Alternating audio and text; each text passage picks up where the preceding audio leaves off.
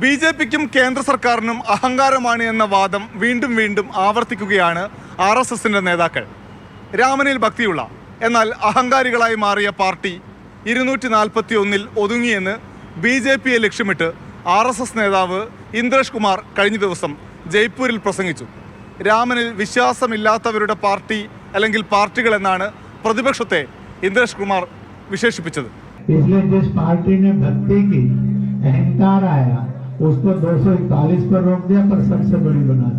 അതിനിടെ NCP സഖ്യമാണ് മഹാരാഷ്ട്രയിലെ പരാജയത്തിന്റെ മുഖ്യ കാരണമെന്ന് വിലയിരുത്തുന്ന ഓർഗനൈസർ ലേഖനത്തിനെതിരെ NCP നേതാക്കൾ തന്നെ രംഗത്ത് വന്നു. അപ്പോൾ മറ്റു സംസ്ഥാനങ്ങളിലെ തോൽവിക്ക് ആരെ പഴിക്കുമെന്ന ചോദ്യം ഛഗൻ ഭുജ്ബൽ ചോദിക്കുന്നു.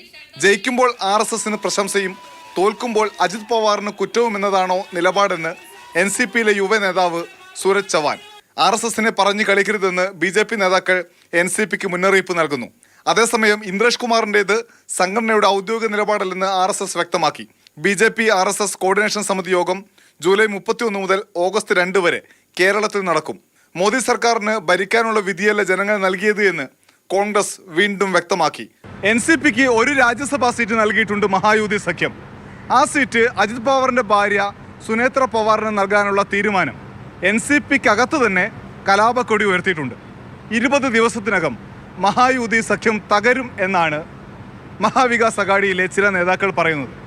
ഡൽഹിയിൽ നിന്ന് ജിഷ്ണു ബാലകൃഷ്ണനൊപ്പം അനൂപ് ദാസ്, മാതൃഭൂമി ന്യൂസ്.